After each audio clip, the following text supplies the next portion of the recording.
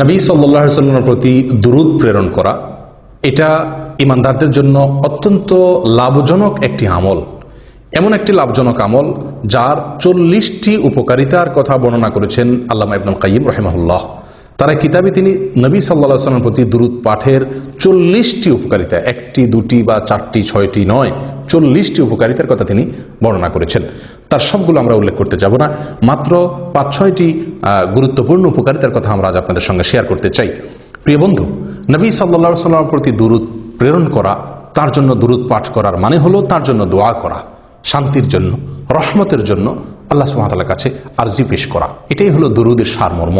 দরুদ পাঠ করা মানে হলো নবীজির জন্য দোয়া করা। প্রিয় বন্ধু, নবী সাল্লাল্লাহু আলাইহি ওয়াসাল্লামের প্রতি দরুদ পাঠ করলে, তার প্রতি তার জন্য দোয়া করলে তার সর্বপ্রথম উপকারিতা আমরা নিজেরা লাভ করব।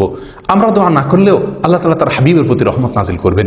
আমরা দোয়া না করলেও আল্লাহ সুবহানাহু ওয়া তাআলা তার হাবিবের প্রতি রহমত নাজিল করবেন। কিন্তু আমরা দোয়া করার মাধ্যমে, আমরা দরুদ পাঠ করার মাধ্যমে আমরা নিজেরাই লাভবান হব। প্রিয় বন্ধু, আসুন আমরা দুরূদ সম্পর্কে নবী সাল্লাল্লাহু আলাইহি ওয়াসাল্লামের বাণী থেকে গুরুত্বপূর্ণ কয়েকটি পয়েন্ট জেনে নেই, যেগুলো আমাদের সকলকে আমলটি করতে উৎসাহ যোগাবে ইনশাআল্লাহ বিইذنিল্লাহ। তিরমিজির একটি বিশুদ্ধ সূত্রে বর্ণিত হাদিসে আসছে, উবাই ইবনে কাব রাদিয়াল্লাহু তাআলা আনহু অত্যন্ত সিনিয়র একজন সাহাবী। তিনি নবী সাল্লাল্লাহু আলাইহি ওয়াসাল্লামের কাছে একবার বলেছিলেন, ইয়া রাসূলুল্লাহ, আমার যত দোয়া আছে তার ভেতরে কত পার্সেন্ট দোয়া আপনার জন্য বরাদ্দ করব? নবী সাল্লাল্লাহু আলাইহি ওয়াসাল্লাম তাকে ইচ্ছাধিকার দিয়ে বলছিলেন, তুমি যতটুকু চাও, কোনো বাধ্যকতা তোমার জন্য নেই। কোরআন সুন্নাহ তোমাকে কোনো এ ব্যাপারে বাধ্য করেনি যে এত পার্সেন্ট তোমাকে দোয়া করতে হবে, তোমার দোয়ার ভেতরে নবীর জন্য দোয়া এতটুকু রাখতে হবে, এরকম কোনো কথা নেই। তখন উবাই ইবনে কাব রাদিয়াল্লাহু তাআলা আনহু নবী সাল্লাল্লাহু আলাইহি ওয়াসাল্লামকে বলছিলেন, ইয়া রাসূলুল্লাহ, তাহলে আমি যদি আমার দোয়ার মধ্যে 1/4 আপনার জন্য বরাদ্দ রাখি, অর্থাৎ যত দোয়া করি তার ভিতরে 4/1 শুধুমাত্র আপনার জন্য দোয়া করি। নবী সাল্লাল্লাহু আলাইহি ওয়াসাল্লাম বললেন, তাহলে সে তোমার জন্য কল্যাণকর, আর যদি আরো বাড়াতে পারো সে তোমার জন্য আরো বেশি ভালো। তিনি তখন বললেন 1/3 কথা। নবীজি সাল্লাল্লাহু আলাইহি ওয়াসাল্লাম তাকে একইভাবে এটাও ভালো বলে আরো বাড়ানোর পরামর্শ দিলেন। তখন তিনি অর্ধেকের কথা বললেন। তখন নবী সাল্লাল্লাহু আলাইহি ওয়াসাল্লাম তাকে একই উত্তর দিলেন। তখন তিনি বলছিলেন, ইয়া রাসূলুল্লাহ, যদি আমি আমার সকল দোয়া আপনার জন্য রাখি তাহলে কেমন হবে? নবী সাল্লাল্লাহু আলাইহি ওয়াসাল্লাম তাকে বললেন, ইযান তুকফা হাম্মুক ওয়া তুগফার যাম্মুক। যদি তুমি তোমার সকল দোয়া আমার জন্য বরাদ্দ করতে পারো তাহলে তোমার সকল পেরেশানি দূর হয়ে যাবে এবং তোমার সমস্ত অপরাধ, সমস্ত গুনাহ আল্লাহ সুবহানাহু ওয়া তাআলা মাফ করে দিবেন, মাফ করে দেওয়া হবে। প্রিয় বন্ধু, উবাই ইবনে কাব রাদিয়াল্লাহু তাআলা আনহুর এই হাদিস থেকে নবী সাল্লাল্লাহু আলাইহি ওয়াসাল্লামের প্রতি দুরূদ, তার জন্য দোয়া, সালাত এবং সালাম কত বেশি হওয়া উচিত আমাদের, তার একটা ধারণা আমরা এখান থেকে পেতে পারি। অবশ্যই হাদিস থেকে কারো প্রশ্ন উঠতে পারে যে তাহলে কি একজন মানুষ তার নিজের জন্য কোনো দোয়াই করবে না? উত্তর হলো জি না। কোরআন এবং সুন্নাহ নিজের জন্য দোয়া করার বহু নির্দেশ এসেছে। অতএব নিজের জন্য দোয়া করতে এখানে নিষেধ করা হয়নি।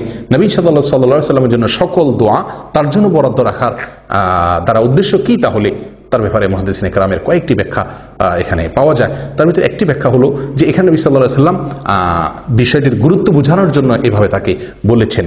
আর অনেকের ব্যাখ্যা হলো যে এর উদ্দেশ্য হলো তোমার যত দোয়া আছে তার সকল দোয়াতে নবী সাল্লাল্লাহু আলাইহি ওয়াসাল্লামের জন্য দোয়া যেন শামিল থাকে, এটা হলো এর উদ্দেশ্য। যাই হোক প্রিয় বন্ধু, তাহলে বোঝা গেল সালাত এবং সালাম এটি আমাদের অনেক অনেক বেশি পরিমাণে থাকা উচিত এবং তার দুটি উপকারিতা এই হাদিস থেকে আমরা পেয়ে গেলাম। এক, আমাদের চিন্তা পেরেশানি দূর হবে। 2, আল্লাহ সুবহানাহু ওয়া তাআলা আমাদেরকে ক্ষমা করবেন।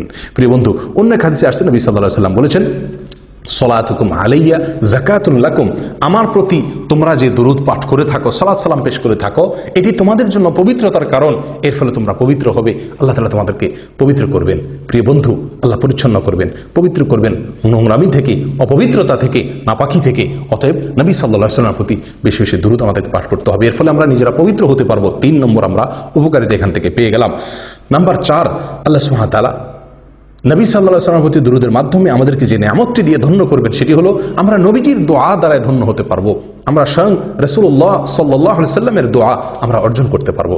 প্রিয় বন্ধু, আজ দুনিয়াতে কোনো বড় আলেম, কোনো বড় নেককার, কোনো বড় বুজুর্গ, কোনো ভালো মানুষ, বিশ্ববিখ্যাত কোনো আলেম, কোনো শেখ, কোনো বড় স্কলার, মক্কার হারামের ইমাম, মদিনার হারামের ইমাম যদি আমার জন্য 2 হাত তুলে দোয়া করেন, আমার জন্য অনেক দোয়া করেন কল্যাণের, তাহলে আমরা কতই না খুশি হব এবং তাদের দোয়া লাভের জন্য আমরা কতই না চেষ্টা করি।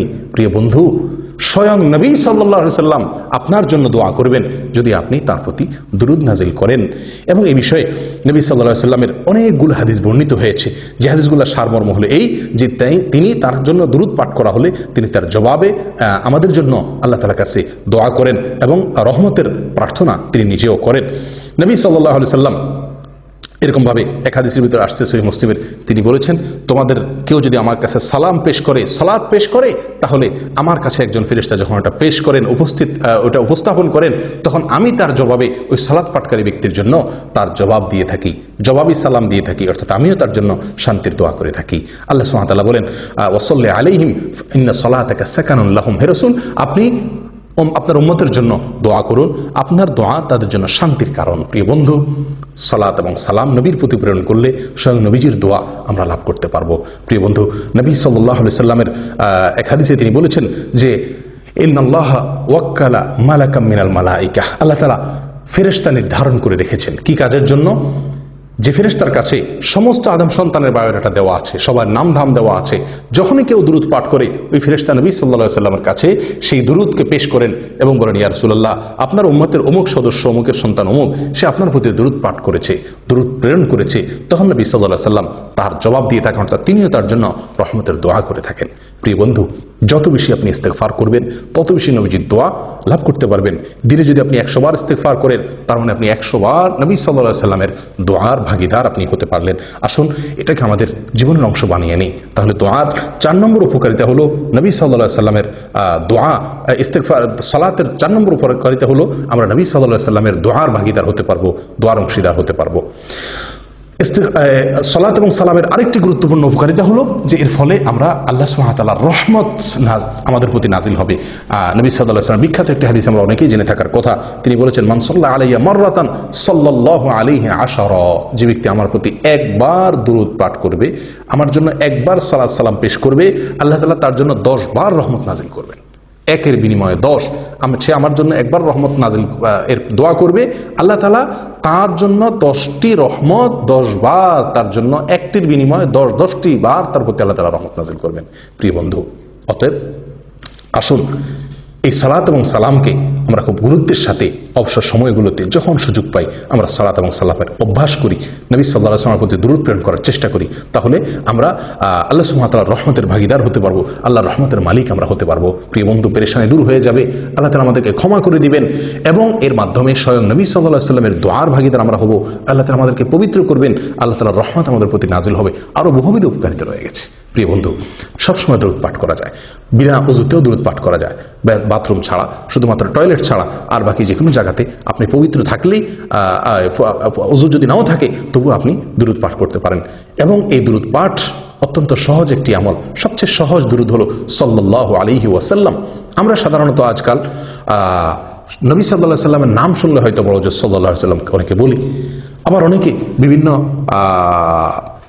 উপলক্ষে কোনো নতুন ঘর, নতুন দোকান, নতুন বাড়ি, এগুলো উদ্বোধন উপলক্ষে মিলাদের নামে আমরা হয়তো কিছু গতানুগতিক দুরূদ পাঠ করি। প্রিয় বন্ধু, এটা নয়। দুরূদ হলো চলতে ফিরতে, উঠতে বসতে, আগে পরে প্রত্যেকটি দোয়াতে আমরা দুরূদ পাঠ করতে হবে। আল্লাহ সুবহানাহু ওয়া তাআলা সালাতের মতো ইসলামের সবচেয়ে ঈমানের উপরে গুরুত্বপূর্ণ বিষয়, সেখানে একটা অংশ রেখে দিয়েছেন সালাতকে, অর্থাৎ নবী সাল্লাল্লাহু আলাইহি ওয়াসাল্লামের প্রতি দুরূদকে। তাহলে বোঝা গেল যে দুরূদ আমাদের প্রত্যেকটি দোয়াতে নবীর জন্য দুরূদ থাকা উচিত এবং উঠতে বসতে চলতে ফিরতে অবসর সময়গুলোতে নবীর জন্য দোয়া আমাদের মুখে জারি থাকা উচিত। তার লাভ আমরা নিজেরাই ভোগ করব। তিনি যে আমাদেরকে দুরূদ পাঠের নির্দেশ করেছেন এবং অধিক হারে দুরূদ প্রেরণ করতে বলেছেন তার প্রতি, সেটা আমাদের নিজেদের স্বার্থে, আমাদের নিজেদের সুবিধার্থে। প্রিয় বন্ধু, দুরূদের জন্য সবচেয়ে গুরুত্বপূর্ণ সময়, সবচেয়ে মূল্যবান সময়, দুরূদের সিজন বলা যেতে পারে শুক্রবার এই দিনটি এবং শুক্রবারের রাতটি, অর্থাৎ বৃহস্পতিবার সন্ধ্যা থেকে নিয়ে শুক্রবার রাত শুরু হয়ে যায়। বৃহস্পতিবার সন্ধ্যায় সূর্য যাওয়ার সঙ্গে সঙ্গে শুক্রবারের হিসাব শুরু হয়ে যায়। এক হাদিসে তো আলাদা শুক্রবার দিন এবং শুক্রবার রাত, এই উভয়টিকে নবী সাল্লাল্লাহু আলাইহি ওয়াসাল্লাম আলাদাভাবে উল্লেখ করে বলেছেন যে তোমরা এই শুক্রবার দিনে এবং শুক্রবার রাতে আমার প্রতি দুরূদ প্রেরণ করো। ইবনে মাজাহ এক হাদিসে আসছে। প্রিয় বন্ধু, শুক্রবারে নবী সাল্লাল্লাহু আলাইহি ওয়াসাল্লাম প্রতি দুরূদ পাঠ করার বিষয় আরো অনেকগুলো হাদিসে আসছে, যেগুলোর খোলাসা কথা হলো যে শুক্রবার তোমরা আমার প্রতি দুরূদ পাঠ করো। নবী সাল্লাল্লাহু আলাইহি ওয়াসাল্লাম এক হাদিস সহিহ মুসলিমে যেটি বর্ণিত হয়েছে, তিনি ইরশাদ করেছেন, যে ইন্না আফদাল আইয়ামিকুম ইয়াউমুল জুমআ, নিশ্চয়ই তোমাদের এই দিনের ভিতরে সপ্তাহের সবচেয়ে সেরা এবং শ্রেষ্ঠ দিন হলো জুমার দিন। অতএব কি করো, ফাআকথিরু আলাইয়া মিনাস সালাতি ফি, অতএব এই দিনে তোমরা আমার প্রতি বেশি বেশি দুরূদ পাঠ করো। জুমার দিনে যত বেশি সম্ভব দুরূদ পাঠ করতে হবে। জুমার দিনে যত নফল আমল আছে প্রিয় বন্ধু, জুমার সালাতের পরে জুমার দিনের সবচেয়ে গুরুত্বপূর্ণ নফল আমল হলো নবী সাল্লাল্লাহু আলাইহি ওয়াসাল্লামের প্রতি সালাত এবং সালাম পেশ করা, এরপর সূরা কাহফ ইত্যাদি। প্রিয় বন্ধু, আসুন দুরূদকে আমাদের জীবনের অংশ বানিয়ে নেই। আল্লাহর রহমতের ভাগিদার হব, গুনাহ মাফ হবে, পেরেশানি দূর হবে। আল্লাহ সুবহানাহু ওয়া তাআলা এই দুরূদের মাধ্যমে আমাদেরকে পবিত্র করবেন এবং স্বয়ং নবী সাল্লাল্লাহু আলাইহি ওয়াসাল্লামের দোয়ার ভাগিদার আমরা হতে পারব।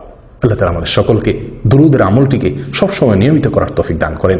দুরূদ, সবচেয়ে শ্রেষ্ঠ দুরূদ হলো দুরূদ ইব্রাহিম, যেটি আমরা সালাতের মধ্যে পড়ে থাকি। এছাড়া যে কোনো দুরূদ আমরা পাঠ পড়তে পারি, এমনকি আমাদের নিজেদের কোনো বানানো দুরূদও আমরা পড়তে পারি। তার জন্য দোয়া যে কোনো ভাষায় হতে পারে, নিজের ভাষায় মাতৃভাষায়ও হতে পারে। শুধু লক্ষণীয় হলো একটি বিষয়, সেটি হলো নবীজির জন্য কোরআন এবং সুন্নাহর বাইরে নিজেদের ভাষায় যদি কোনো দুরূদ আমরা তার জন্য প্রেরণ করি, পাঠ করি বা তার জন্য কোনো দোয়া করি, তাহলে সেটি অবশ্যই তার ভিতরে এমন কোনো কথা থাকতে পারবে না যেটি কোরআন এবং সুন্নাহ অ্যালাউ করে না। যেমন কথার কথা, আপনি যদি নবীর প্রতি দুরূদ প্রেরণ করতে গিয়ে তার প্রশংসায় এমন কোনো বাক্য ব্যবহার করেন যেটি কোরআন এবং সুন্নাহ আর আলোকে নিষিদ্ধ, অর্থাৎ যেটি হয়তো আল্লাহর শান, আপনি বাড়াবাড়ি করলেন। নবী সাল্লাল্লাহু আলাইহি ওয়াসাল্লাম বুখারীর এক হাদিসে বলেছেন, লা তুতরুনি কামা আতরাতিন নাসারা ইবনে মারইয়াম, খ্রিস্টানরা যেরকম ইবনে মারইয়ামকে ঈসা আলাইহিস সালামের মর্যাদাকে বাড়াতে বাড়াতে আল্লাহর পর্যায়ে নিয়ে গেছে, খবরদার তোমরা আমাকে নিয়ে এরকম বাড়াবাড়ি করো না আমার মর্যাদা বর্ণনা করতে গিয়ে। প্রিয় বন্ধু, অতএব দুরূদের মধ্যে যদি কোনো অত্যুক্তি না থাকে, নবী সম্পর্কে এমন কোনো কথা না হয় যেটা নবীর সঙ্গে যায় না, যেটি আল্লাহর শান, তাহলে সেক্ষেত্রে নিজের বানানো দুরূদ হলেও সমস্যা নেই, নিজের ভাষা হলেও সমস্যা নেই। কিন্তু প্রিয় বন্ধু, যেহেতু দুরূদের ফরম্যাট নবী সাল্লাল্লাহু আলাইহি ওয়াসাল্লাম নিজে শিক্ষা দিয়ে গেছেন, তাহলে আমি নিজের বানানো দুরূদ কেন পড়তে যাব? সবচেয়ে উত্তম দুরূদ ইব্রাহিম পাঠ করা এবং সবচেয়ে সংক্ষেপ দুরূদ হলো সাল্লাল্লাহু আলাইহি ওয়াসাল্লাম। আর এই দুটার বাদ ছাড়াও বহু দুরূদ কোরআন এবং সুন্নাহ বর্ণিত হয়েছে। আসুন আমরা দুরূদকে আমাদের জীবনের রুটিন আমল বানিয়ে নেই, অবসর সময়গুলোকে দুরূদ দিয়ে পরিপূর্ণ করি, আর কেউ নয়, আমরা নিজেরাই লাভবান হব। আল্লাহ তাআলা আমাদের সকলকে তৌফিক দান করেন। জাযাকুমুল্লাহ ওয়া আখিরু দাওয়ানা আলহামদুলিল্লাহি রাব্বিল আলামিন।